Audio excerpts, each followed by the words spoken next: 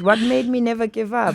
I always used to say it felt like when I was born, like a bigger power than me whispered in my ear, this is not it. This is not it. Don't worry, this is not it.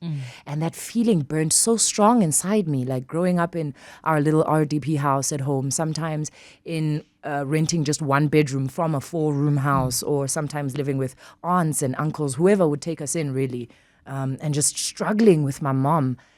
I continued to be happy because it's unexplainable, but something inside me just kept saying this. What you're seeing right now, your surroundings, the circumstances, the amount of money or lack of opportunities, this is not it.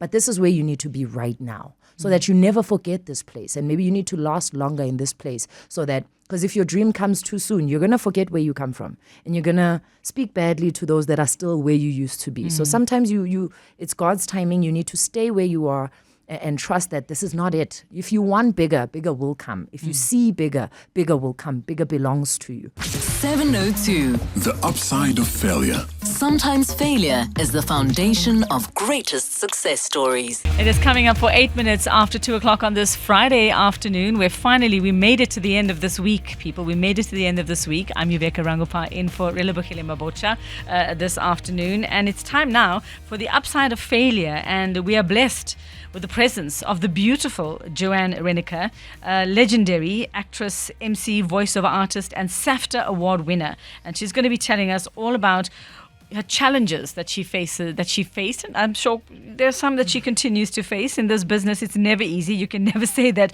everything's okay. Every day is an adventure. So let JoAnne say hi first, and then we'll go on to your story and your failures and your lessons. Hi, beautiful JoAnne. Hello. Hi to all the 702 listeners. Yes, and if you're a fan or if you've worked with JoAnne and you want to dish some dirt on her, you can call us on 011-883-0702 or WhatsApp or voice note us on 072-702-1702 or SMS us on 31702. Let's just give you a little bit of background here. And you might have seen JoAnne embody the career woman and single mum that is Black Tax's Tuli Dlamini and the poised businesswoman Lwandle on The Estate. She's also best known for her role as Pearl on the SABC2 SAFTA-nominated soap opera Mubango that she joined in 2009. She's currently starring in the new Mzansi Magic telenovela Champions, and that is Monday to Friday on Mzansi Magic at 7 in the evening. And then follow Sne Modise, that's who JoAnne plays, as she challenges gender norms and leads her family's soccer club, Soshanguve Giants FC, in the gripping telenovela. And she managed being a mother and actress, finding a balance for it. And in 2018, she won Best Actress in a Drama category at the SAFTAs for her role in Broken Vow. So much to talk about. Wow, so much that you've achieved. Wow. And what more? What more do you want us to know about JoAnne?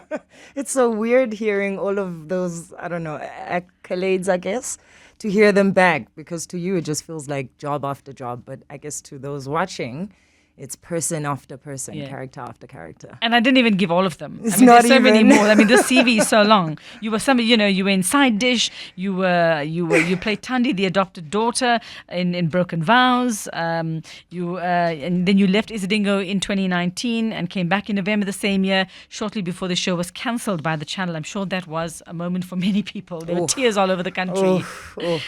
So let's start with where you were born. You're a Vereeniging girl. I am. Yes, they make pretty girls in Vereeniging, I can tell you that. Yes, born to a black Zulu mother and a white father. Yes. And I'm going to guess that in itself already was a challenge for you. It must have come with certain challenges at the time. Like, where do you belong? I'm very blessed in the way I was created, I guess. I suffer from oblivion. Badly. It takes me years and a lot of time to realize how hard things were. But in the current moment, I just live, and you never see it or feel it as toughness. But yeah, my black mom decided to marry a white man back in those days. A white man. A white man. And his name is JoAnne Reyneke. I'm named after him, JoAnne Reyneke.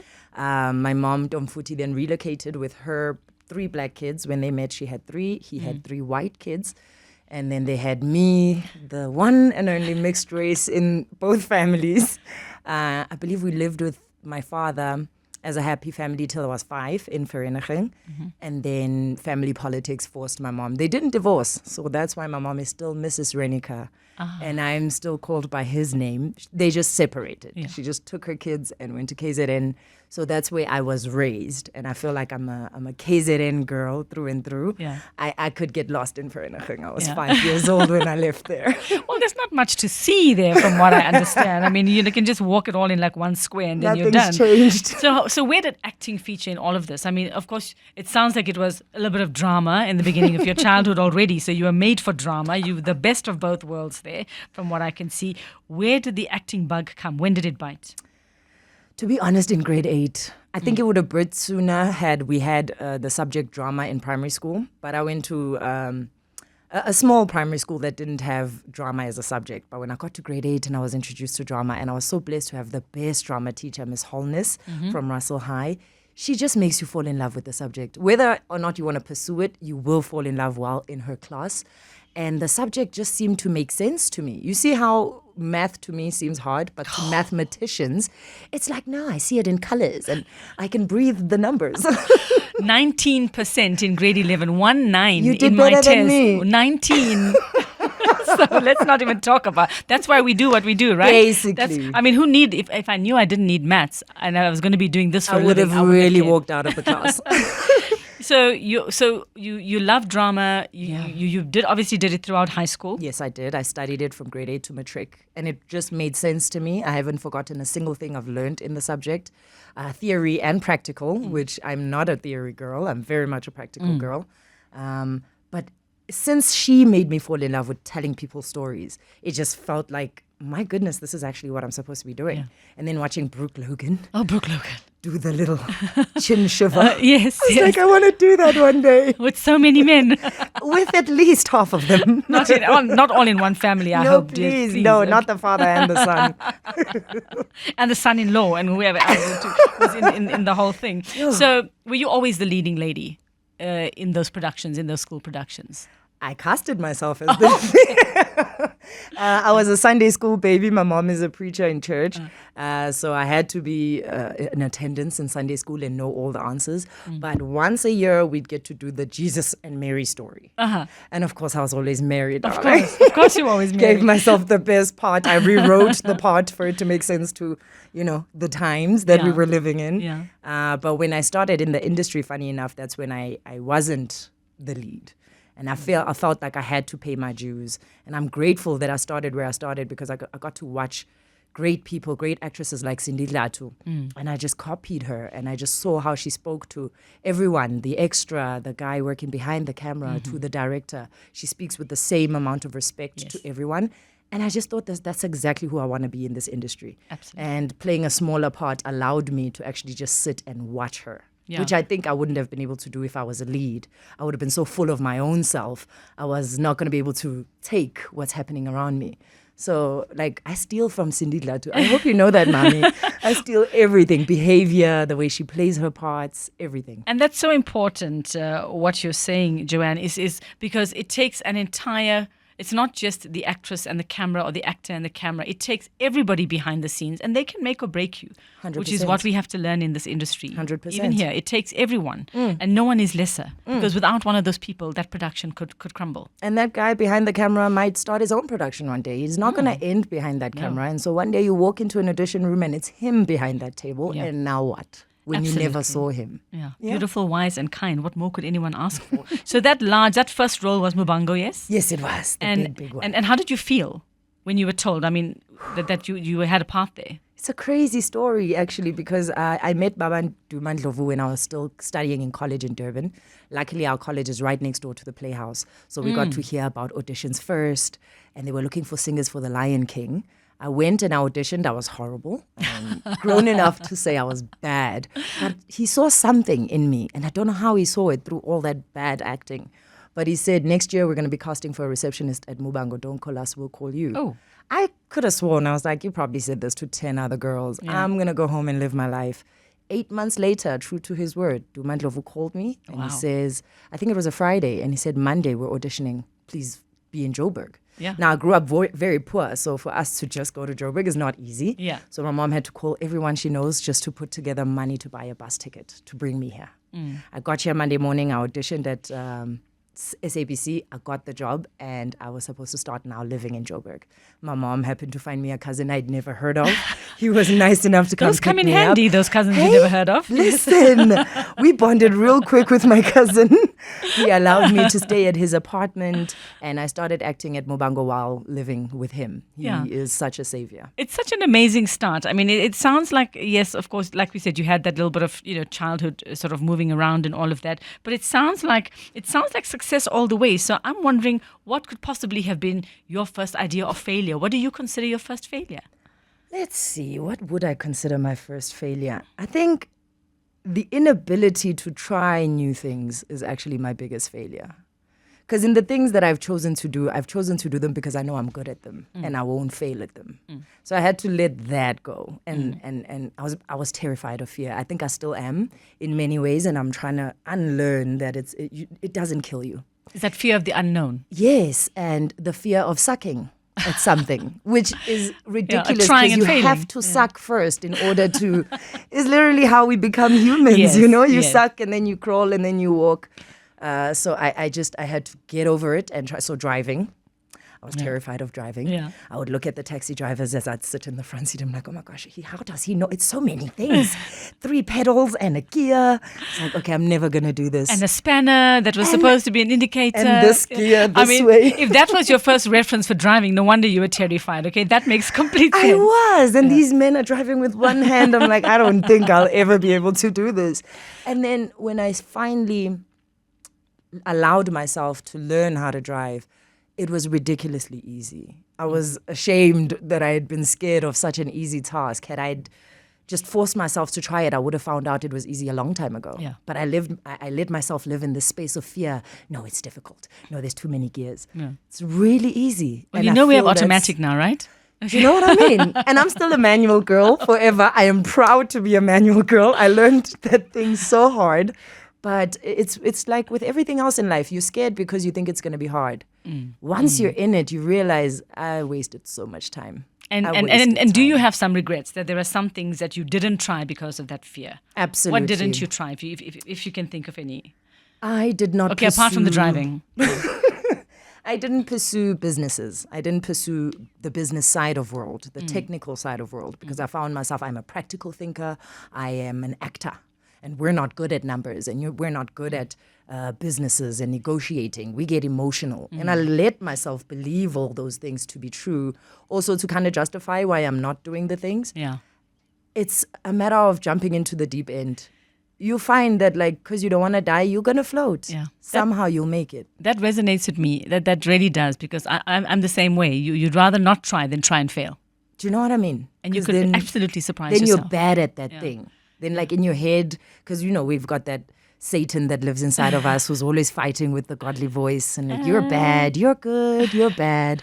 And sometimes I think I let that the bad one get louder. Yeah, And yeah. quiet the other one. But you overcame that fear?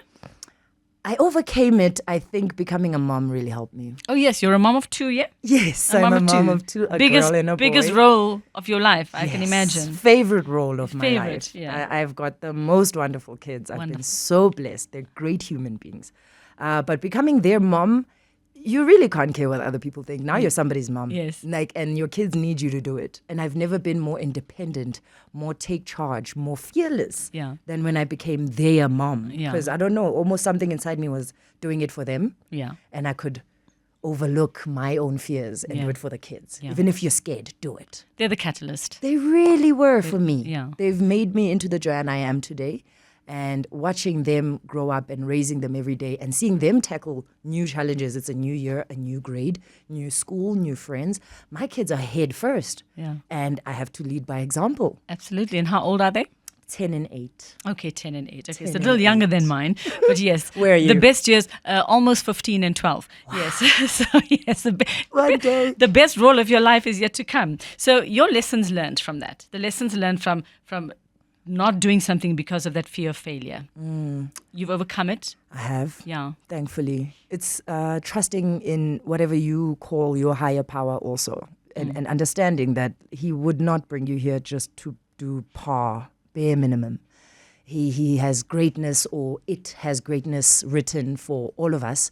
And it can't find you in bed under the duvet. No, it has to no. meet you halfway somewhere, which means you have to get out of the house, which means you have to do the thing you're uncomfortable with, and trust and believe if you're playing your part, it and he will play his part. That, like letting go of that fight. And like, it's not my job to fight, actually. My job is to live. I love that. And I think this is a good time for us to play one of your songs. You've given us a list. Which one? Yes, which one? Okay, which one are we going to play? You've sent us a list. We'll let Abel choose. Abel, choose a song. You've got a choice. It's because it's Friday and it's payday. You can choose a song. Girl, I love you. Oh, my baby, love is true. Oh, my sugar, I need you. Oh, my baby, whatever you do, girl, I'm with you. You know you'll be the one to be. Friday vibes, Friday vibes. Yo. Thanks to our special guest, JoAnne Reyneke, here on The Upside of Failure. Glenn Jones, All For You. Tell us why you chose that song. What does it mean for you? Because you were jamming to this one. You're you were in a welcome, place. It took you to a everyone. place. Yeah, thank you. It is such a delicious song. It is. And I feel like musically I was born in the wrong era. All the old music that all our parents got to enjoy. The boys spoke so sweetly to the females. Promised you the heavens and the earths. Today we're getting called out our names. We're barely women. So Yeah. the older the better for me, music. That's a beautiful song. I must say, it's the first time I've heard it. And it's absolutely, it had very Luther Vandross vibes there for me, yeah? Yes. Yeah? I think Luther was inspired by Glenn. So was this something you grew up listening to? Or does it have a Yes. special meaning? Do you think of someone special? I don't. But it's a Kasi thing, I think, where when your mom cleans, she blasts old Yes. R&B jams, Okay. soul music, the Temptations. So, and also my mom had me when she was quite old, which is why I wanted to have kids super young. Okay. Because I needed to relate to my kids. You needed the energy, man. I just to relate. Like my mom was talking about my future and I was 5. And I'm like, I don't know what is a future, mom. How do you spell future, You mom? know what I mean? Like, what do you want for your life? I'm like, I'm 7. I just wanted to steal the sugar. Well, look at you now. She must be so proud. She really is. Yeah. She really is. Unfortunately, my mom has buried all her other kids. I am her last kid standing. I'm sorry And to hear that. Thank you. Growing up, she'd always say, "You're my last hope. You're my last hope." So I guess I really am. You really are. I You really, absolutely really are. am. And I've got some comments coming through for you, so I'm just going to read them just to make you glow even more than what you're glowing today, how you're glowing today. And it's from... let me just get the entire message here. And this is Ntando from Alberton, who says, "Hi, JoAnne. Loved your role on Black Tax. Big up to Menzi. Very funny guy. Yes. Being a firstborn and still supporting my mother, I could relate to the show. How important was it to perform that role?" Oh, okay. Let Ntando ask the question. Yes. What a great question, Yeah. Dando. Thank you. A lot of us, curse breakers can relate with Thuli. Because you are the most successful in your family, but you're also the sacrificial lamb. You are the one that's going to break generational poverty curses. You're going to change how people think. You're not the generation that sweeps things under the rug. And because you're that kid in that position, you're sent to the slaughter. But everyone that comes after you will have it so much easier than you. So playing Thuli, I was playing myself. I was playing many girls that I know currently who are supporting their whole families. And the Black Tax thing was very touchy for South Africans when we launched it, because people thought we were being disrespectful or that it's a negative turn. I think it's a term of pride. Black tax, you get to pay back the tax to those that funded you Pay your your whole dues. life. Pay your Yes. dues. And It's a pleasure. okay, so let's say hello to Jojo, I'm being told. Let's say hello to Namesake. Jojo. Yeah, Jojo. Say hello to Jojo. Is that a voice note that we have there? Oh, they're calling you Jojo. So somebody Yes. says, I okay. was like, they call me Jojo. They call you Jojo. So Yes. is that a voice note Maybe we have? someone that knows Yeah. me. Hi, Uveka. Please. Is that all we have? You can't. Okay. Hi, Uveka. Please say hello to Jojo. It's Mpo.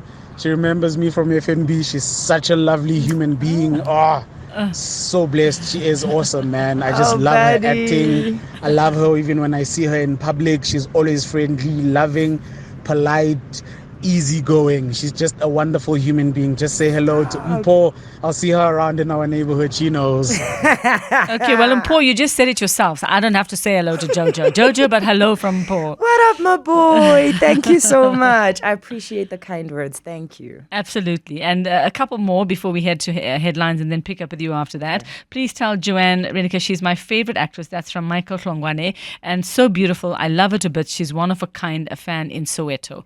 You have so many fans, and absolutely true. Everything they're saying about you. I'm sitting across from you, and the energy I feel and the beauty that I see and the kindness and the humility as well.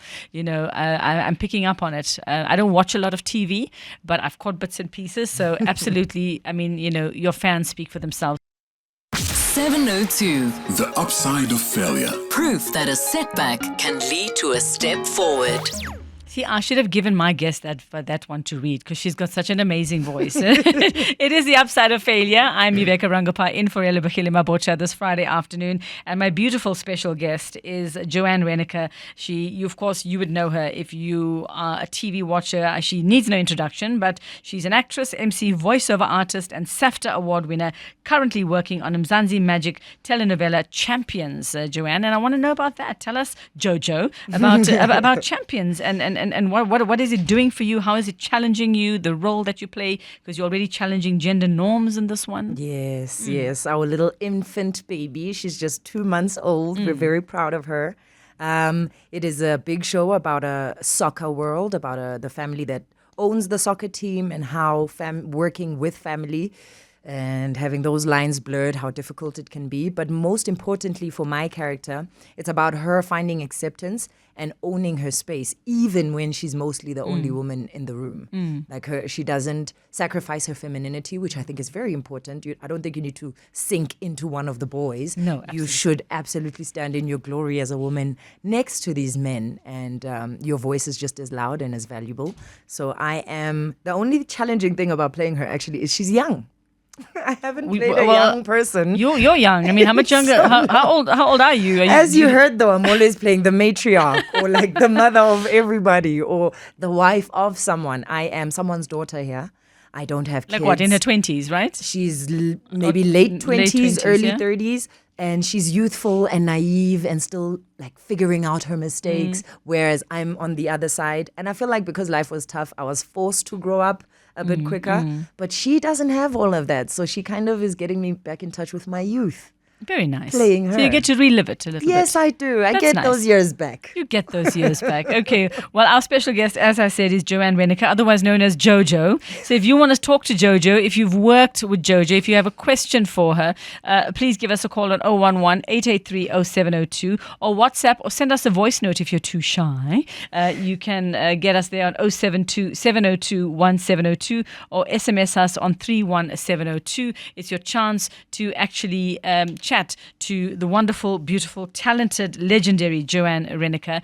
And there's a question here for you. What do you think about sex scenes or intimate scenes if you get a role that might include that?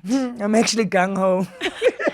Ooh. I'm pretty sure that's not the answer that was waited for. You mean I'll do it? Or whatever it takes. How I was taught drama was you are borrowing someone your entire body. It can't now be, she can only have my neck up. She can only have my knee and ankle. She takes over your entire body. Yeah. She walks different from you. She thinks different from you.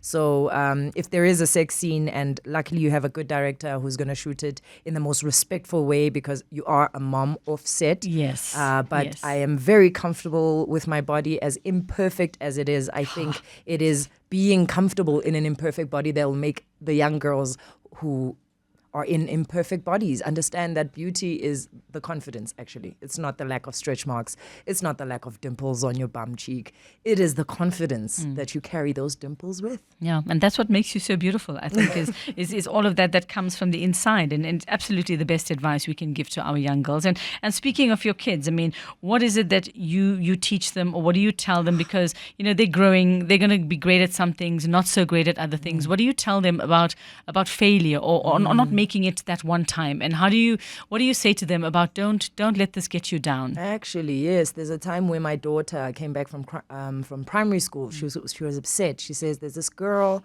who doesn't like me. She just doesn't like me. And then today she told me that she doesn't like me. And it made her very sad.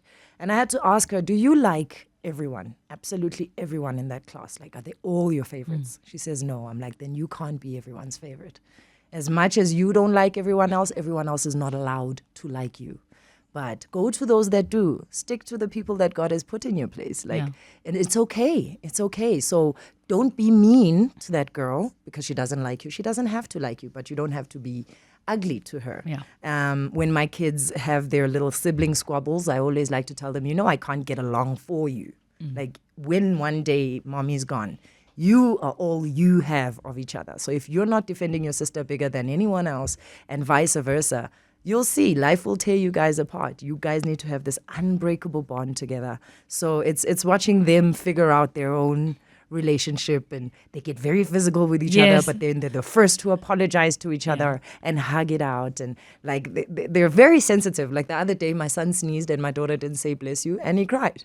She didn't bless me.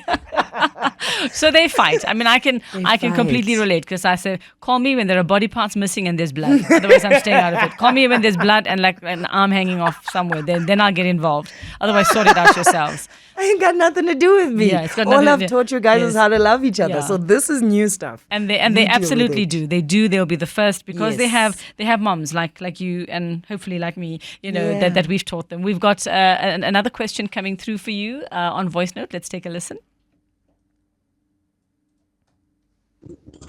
Hi Jojo, I like your work. I just wanted to know what made you to never give up. I'm trying to start something right now, and I'm hopeful that it goes well.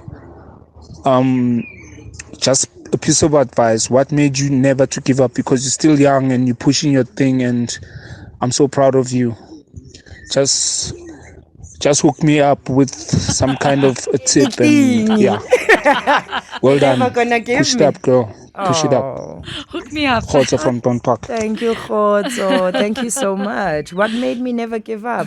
I always used to say it felt like when I was born, like a bigger power than me whispered in my ear, this is not it. This is not it. Don't worry. This is not it. And that feeling burned so strong inside me, like growing up in our little RDP house at home, sometimes in renting just one bedroom from a 4-room house, or sometimes living with aunts and uncles, whoever would take us in really, and just struggling with my mom. I continued to be happy because it's unexplainable, but something inside me just kept saying this. What you're seeing right now, your surroundings, the circumstances, the amount of money or lack of opportunities, this is not it. But this is where you need to be right now, so that you never forget this place. And maybe you need to last longer in this place, so that, because if your dream comes too soon, you're going to forget where you come from. And you're going to speak badly to those that are still where you used to be. So sometimes it's God's timing. You need to stay where you are and trust that this is not it. If you want bigger, bigger will come. If you see bigger, bigger will come. Bigger belongs to you.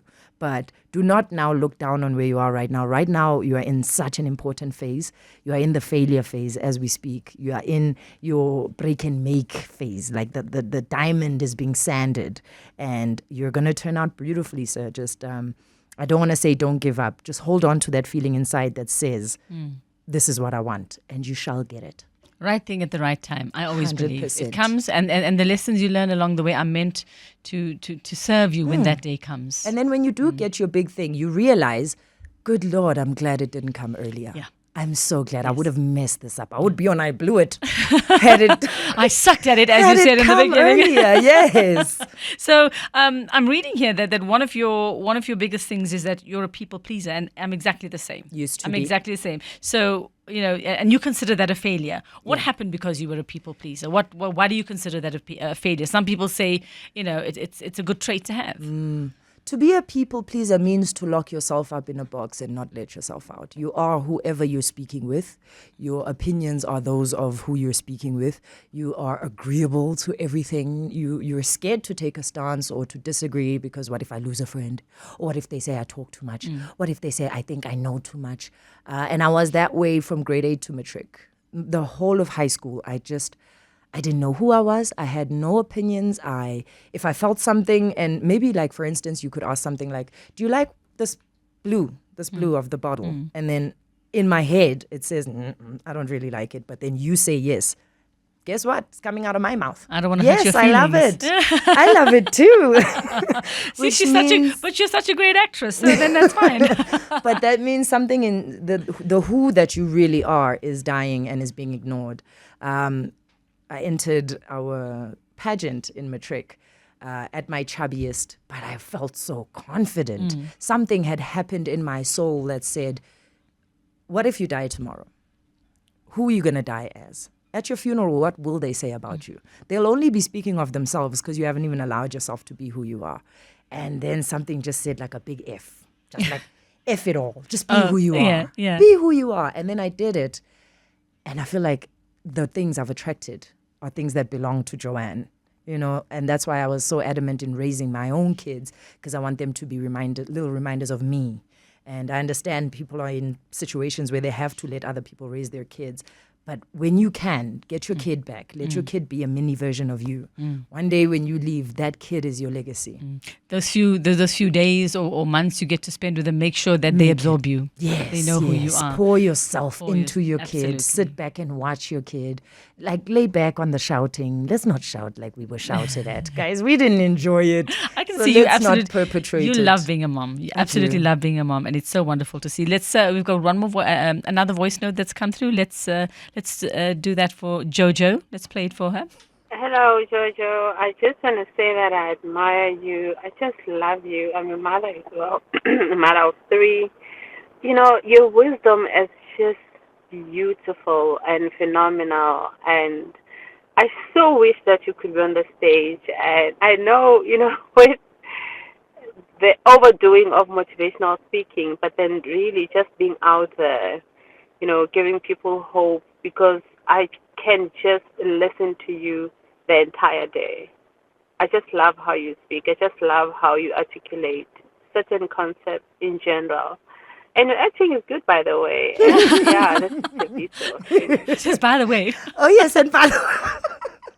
Thank you. Okay, so that's wonderful. 702. The upside of failure. Proof that a setback can lead to a step forward. It is 10 minutes to 3 o'clock, and what fun we're having this afternoon with our special guest on the upside of failure, JoAnne Reyneke. And I know it's kind of weird to say what fun we're having on the upside of failure. Jojo, as she's now my new BFF, I'm going to call you Jojo. Yes, talking please. to us about just her challenges as an actress, MC, voiceover artist. She has been in so many productions and series that you would know. She's come with a list. We promised you one more song at least, and I think it is Evergreen.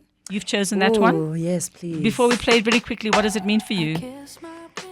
It's about appreciating and remembering those that are no longer physically with us. Okay, let's play it. It's just as hard in heaven. So if you wait for me, my evergreen, I know it's just as hard. My evergreen,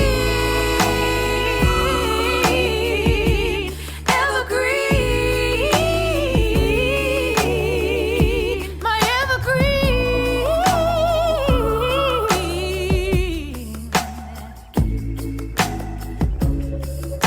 Oh, that's Yeah, ba. sadly beautiful. Yeah, ba. Yeah, She touches my soul. this sadly lady. beautiful. Who do you think of when you hear that song? All 3 of my siblings. Are you that close? I've buried. I was close with my older brother, but the gaps they got bigger. My eldest brother died in 96. I was a baby. And then my brother that was older than me passed in 2003. Then I was 15. So that one, it you stayed felt. with me. And then my bigger sister about 4 years ago. So yeah, I was a person. That's a lot. And then I've buried about 3 best friends, young people that are my age. I think that's also why I insist on living day to day, because I've buried people with plans, you know, with 5-year plans. And sometimes they wait for things to get good before they start their planning. And I don't. Right now.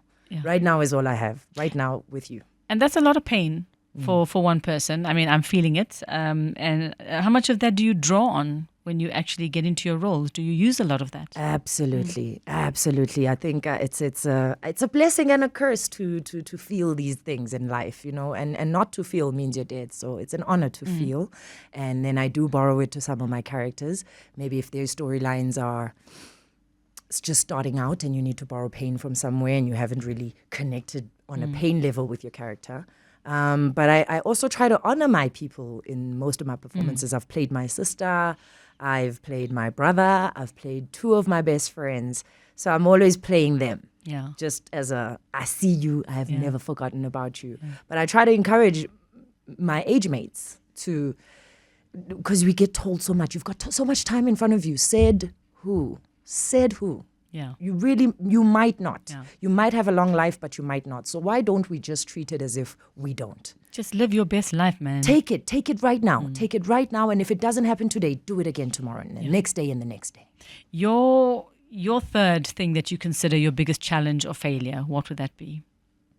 And the lessons learned from that? The non-success of my relationship. The one that everybody thought we were married, the father of my kids. We were together for 10 years and planned a beautiful big future, and this was it for me. And I was happy with his flaws and his good stuff. This is the guy I'm gonna suffer for.